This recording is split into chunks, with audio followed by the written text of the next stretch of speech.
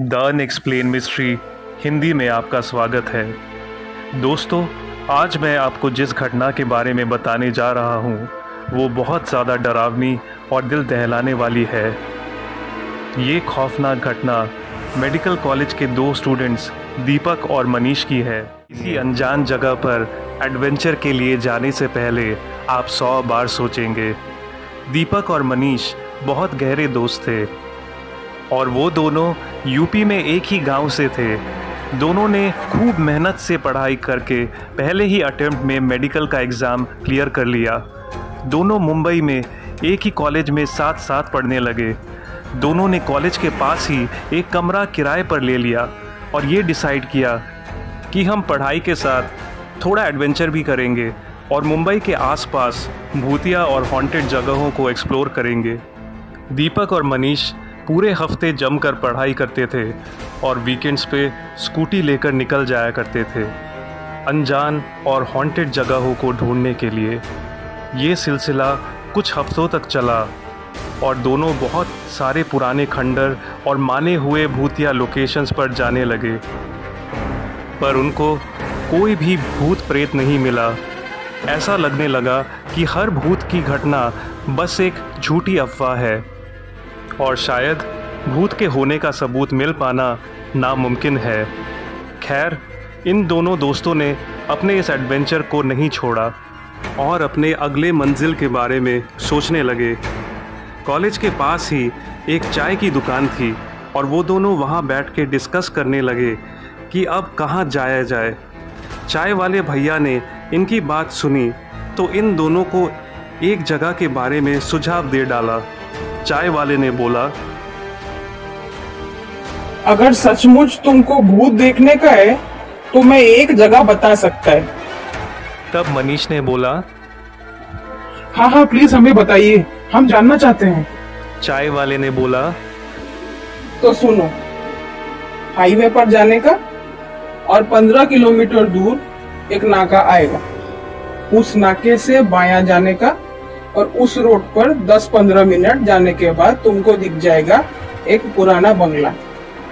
यह बंगला बहुत डेंजर है। इधर रात को 11-12 बजे जाने का और बाहर से देखकर आ जाने का। कोई अंदर नहीं जाता, शैतानी आत्मा है उधर।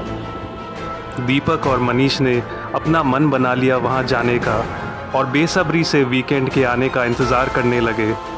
वीकेंड आखिर आ ही गया और दोनों ने अपनी स्कूटी चालू की और निकल पड़े उस बंगले की ओर।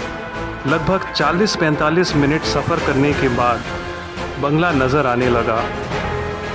तब रात के 11:15 बज रहे थे। इलाका बहुत ही सुनसान था और ना ही कोई बंदा और ना ही कोई परिंदा था। चारों ओर सिर्फ सन्नाटा और घना अंधेरा था। दोनों ने अपनी स्कूटी बंगले के बाहर एक लोहे के गेट के सामने रोकी और धीरे धीरे आगे बढ़ने लगे। गेट ज़्यादा ऊंचा नहीं था, इसलिए दोनों गेट को टाप कर अंदर पहुंच गए। बंगले की हालत बहुत ख़राब हो चुकी थी, पर अपने ज़माने में बंगला काफ़ी शानदार रहा होगा। दीपक ने बोला, जब इतनी दूर तक आए ही है तब बंगले के अंदर तो जाना ही पड़ेगा। ऐसा बोलकर दीपक ने एक लकड़ी के दरवाजे पर धक्का मारा। दरवाज़ा खुल गया और दोनों भगवान का नाम लेते हुए अंदर घुसे। बंगले के अंदर का दृश्य देखने से ही बहुत ही भूतिया लग रहा था। अंदर बहुत अंधेरा था, मकड़ी के जाले थे, चमगादड़ की आवाज़ आ रही थी और टूटे फूटे फर्नीचर बिखरे हुए थे। ऐसा लगता था मानो कई सदियों से यहाँ कोई नहीं आया था। मनीष ने अपने मोबाइल का फ्लैशलाइट ऑन करके सब कुछ रिकॉर्ड करने लगा। ग्राउंड फ्लोर पे काफ़ी नया पेंटिंग्स और एंटीक सामान था। हॉल के कोने में धूल से ढका हुआ एक ग्रैंड पियानो भी था। ऊपर छत से लटकता एक कांच का झूमर भी था। ग्राउंड फ्लोर को अच्छी तरह से एक्सप्लोर करने के बाद दोनों सीढ़ी से दूसरी मंजिल पर जाने लगे। सीढ़ी काफ़ी घुमावदार था और अभी रात के 1 बज रहे थे। इस फ्लोर पे बहुत सारे कमरे थे और दीवार पे शिकार किए हुए जानवरों के सर ट्रॉफी की तरह टंगे हुए थे। यहाँ एक कोने में एक लकड़ी की कुर्सी थी दीपक और मनीष को यह एडवेंचर बहुत ही थ्रिलिंग और एक्साइटिंग लग रहा था कि अचानक मनीष अपने फ़ोन को नीचे करके बोला, दीपक, वहां पर कोई है। अंधेरा इतना था कि साफ साफ कुछ नज़र नहीं आ रहा था। दीपक ने अपने बचाव के लिए पास ही पड़े एक लकड़ी के फट्टे को उठाया और चिल्ला के बोला, कौन है वहाँ? अगर हिम्मत है तो सामने आओ, हम कोई नुकसान नहीं पहुँचाने आए हैं। तभी कोने में पड़ी लकड़ी की कुर्सी हिलने लगी, लेकिन उसके ऊपर कोई भी बैठा नहीं था। एकदम से ठंडी हवा चलने लगी और फ़ोन की बैटरी का चार्ज कम होने लगा। दीपक और मनीष बहुत डर गए और दोनों सीढ़ी की तरफ भागे। तभी पीछे से किसी औरत की ज़ोर ज़ोर से हंसने की आवाज़ आने लगी। अब इस बंगले में रुकना खतरे से खाली नहीं था। दोनों जल्दी जल्दी सीढ़ी से उतरने ही वाले थे कि किसी अदृश्य शक्ति ने मनीष को ज़ोर से धक्का मारा। मनीष का बैलेंस बिगड़ गया और धड़ाम से सीढ़ी से नीचे गिर गया। दीपक ये देखकर बहुत घबरा गया और मनीष के पास दौड़ कर गया।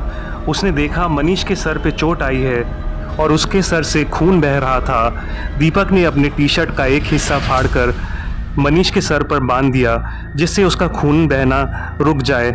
ठीक उसी वक्त उस औरत की हंसने की आवाज़ गूंजने लगी। फिर अचानक किसी के पैरों की आहट सुनाई देने लगी। ऐसा लग रहा था कोई सीढ़ी से भागकर नीचे उतर रहा था। दीपक डर के मारे मनीष को उठाने की कोशिश करने लगा, पर मनीष बेहोश हो चुका था। दीपक ने अपनी पूरी जान लगाकर मनीष को अपने कंधे पर उठाया और दरवाजे की तरफ भागने लगा।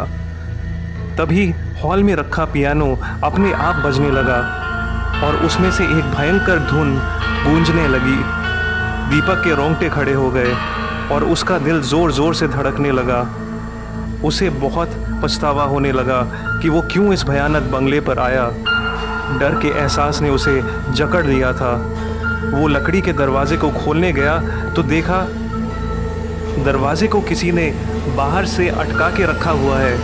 दीपक ज़ोर ज़ोर से दरवाजे को पीटने लगा, लात मारकर उसे खोलने की कोशिश करने लगा, लेकिन कुछ भी काम नहीं आया, क्योंकि किसी शैतानी शक्ति ने जानबूझकर उन दोनों को बंगले में कैद किया हुआ था। अचानक हॉल के कोने से किसी औरत का साया धीरे धीरे पास आने लगा। अंदर ठंडी हवा चलने लगी और कांच का झूमर ज़ोर से हिलने लगा। दीपक के सीने में डर के कारण दर्द होने लगा और उसे लगा कि उसकी और मनीष की मृत्यु यहीं पर हो जाएगी।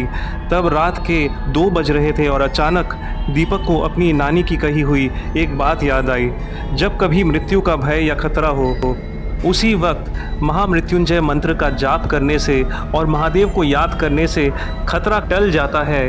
उम्मीद की बस यही एक किरण को देखकर दीपक ने अपने मोबाइल में महामृत्युंजय का मंत्र प्ले कर दिया और आंख बंद करके मंत्र का जाप करने लगा। ऐसा कब तक चला ये दीपक को नहीं मालूम।